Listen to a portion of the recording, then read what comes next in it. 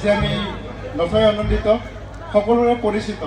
ভৱেশ দাক চিনাকি কৰি দিয়াৰ প্ৰয়োজন নাই, সকলোৰে পৰিচিত। সেই তাহানিৰ ডেকাজনৰ পৰা আৰম্ভ কৰি আজিলৈকে যি তেখেতৰ অসমত এটি তেখেতৰ সাফল্যমণ্ডিত হিচাপত আগুৱাই গৈ আছে, চিনাকি দিয়াৰ আচলতে পৰিচয় নাই বুলি আমি ভাবিছোঁ। আৰু আমি আজি সঁচাকৈ সৌভাগ্যৱান, আমি জনপ্ৰিয় শিল্পীগৰাকীক আমাৰ মাজত পাইছোঁহি।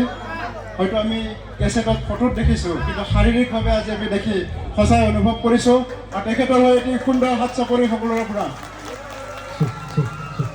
লেঙা ৰঙালী বিহু সন্মিলনৰ তৰফৰ পৰা পোনপ্ৰথমতে এখন এই অসমীয়া জাতিৰ স্বাভিমান ফুলাং গামোচাৰে সম্বৰ্ধনা জ্ঞাপন কৰিব আমাৰ উদযাপন সমিতিৰ এগৰাকী সম্পাদক ৰোহিত গোৱালাই। ধন্যবাদ।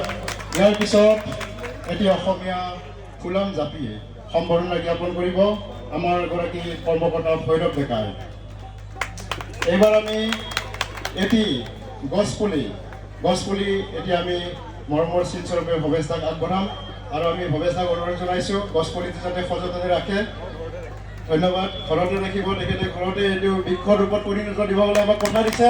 গতিকে আমি সকলোৱে তেখেতক এই বৃক্ষজোপীৰ জৰিয়তে আমাক যাতে সদায় মনত ৰাখে, চিৰদিন যাতে মনত ৰাখে, তাকে কামনা কৰিছোঁ।